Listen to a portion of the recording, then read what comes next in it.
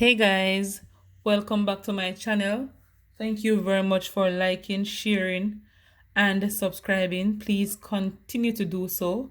If you're new to this video, please hit the subscription bell and turn on the notification, guys. And let's get right into it. So the last video I did, I gave you a method on how to determine the equation of a parabola, or in this case, we know a parabola represents a quadratic function. All right, guys, and the quadratic has a shape like a U, can be turned upside down or this direction. All right, and so if it turns this direction, it means it's a positive. If it turns upside down, it's a negative. The point here where you see the turning is happening here will be your vertex. For this one, it's a minimum. If it's negative, it's a maximum. P and Q represents the roots of the equation. All right, and we know the standard form for the quadratic is y equal ax squared plus bx plus c. We have another form in completing the square, where y is equal to ax plus x minus h all squared plus k, where h and k represents the vertex. We have the factorization version where y is equal to x minus p in bracket x minus q, and p and q represents the roots, as I showed you here. It's on the point where y is equal to 0. All right, so we know that a, b, c, h, k, p, q are real numbers, so they could have had different letters representing each of these guys. So these letters are not constant, they do change. All right, so as I mentioned to you, things we need to know when finding the equation. We're gonna have to be given a few of these things. So we can be given the roots and the intercept, can be given the vertex and the intercept, or at least 2 points on the graph, or some would say on the function. All right, guys, so depending on what you're given, you will know which form you should use. All right, so let's get right into it. So given the points 0, 11, 1, 5, and 2, 3, determine the equation of the parabola, leaving your answer in its standard form. All right, guys, so right here, we know that we're given the 3 points. And so we know we have to find the intercept from what we're given, and we can substitute some of these points into the general form. So if I should go back to this paper, guys, we cannot use the factorization because we weren't given the roots. We were not given the vertex, so the completing the square method would not be the easiest. So we have to go back to the standard form of the quadratic function. I am going to lead off by determining the y-intercept. All right, so we know the y-intercept is the point where the line cuts the x-axis, and x is equal to 0. We are given the y value. So anywhere we see 0 as x, we know that's going to be the point for the point we use for the y-intercept, or the c value. So right here, 0, 11 will give us an idea of what the y-intercept is. All right, guys, so right here, so that's x and that's y. So this is our c value. So c is equal to 11. All right, guys, so now we can go ahead and use each of these points and substitute it into this to give us an equation. So let's do it. So using 1, 5, I'm going to sub it into this equation. So remember, x is the first one and y is the second value. All right, so let's move on. So y, so 5 is equal to a, we don't know. X is 1, so it's 1 squared plus b, we don't know, but we know x is 1, plus c, and c is 11. Let's simplify this part. So 5 is equal to negative 1 square is 1, so that's a. 1 times a is a, plus 1 times b is b, plus 11. We can simplify this by removing the 11 from both from this side by subtracting.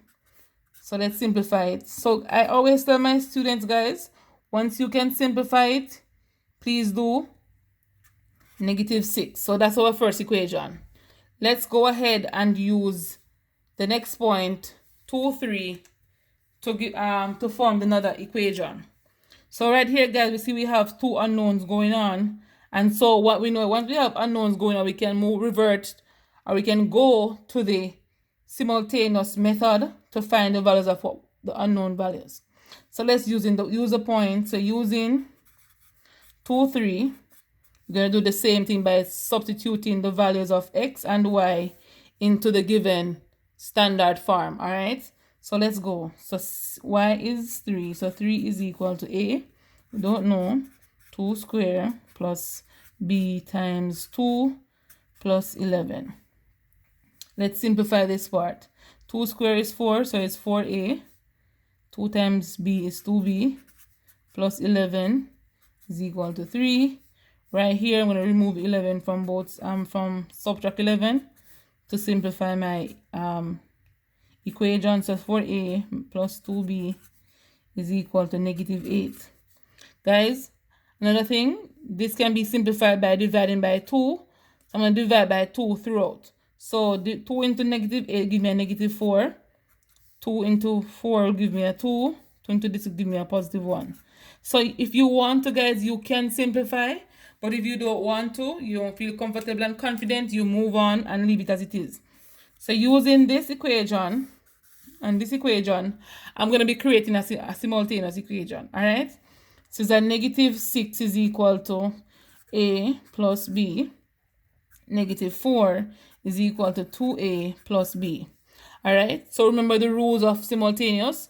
Once you have the same signs, all right, same positive numbers and the coefficients are the same, we apply the rule that says same sign subtract. All right, so because these two signs are the same, we are going to be subtracting equation 1 from equation 2. So it's a subtraction.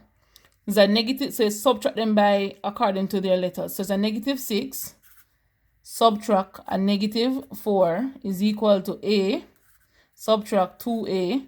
B subtract b will eventually give us 0. But if you want me to, I can put it there so you can see what we did. So I'm going to cancel that.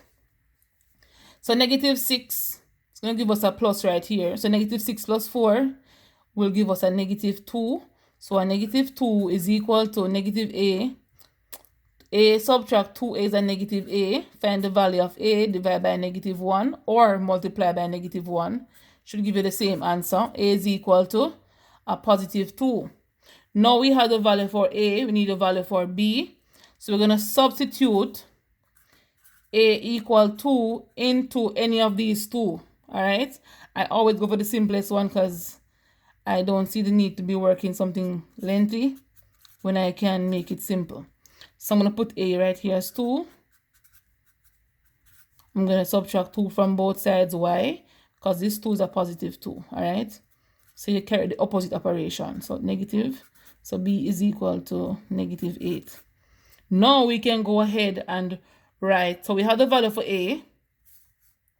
We have the value for my bad, for a and for b. Let's move ahead and put it into the general form right here. So let me use a different one. So let's go, guys. So y is equal to a, which is 2. So it's 2x. This 2 is so ugly. 2x squared. B is a negative 8. So it's negative 8x. C is 11 plus 11. And this is our equation of the parabola in its standard form. All right, guys. So I'm going to leave another question here for you to try. let's go. Another question here for you to try. But in the meantime, I'm going to be working this one a bit faster than you. So just stay tuned. So 0, 4 here is going to present me with my intercept. So C is equal to 4. So I'm going to be using, let me use 313 first, doesn't matter. 313 and substitute into the formula. So 13 is equal to A 3 squared plus B times 3 plus 4. 9A plus 3B plus 4, subtract 4, subtract 4.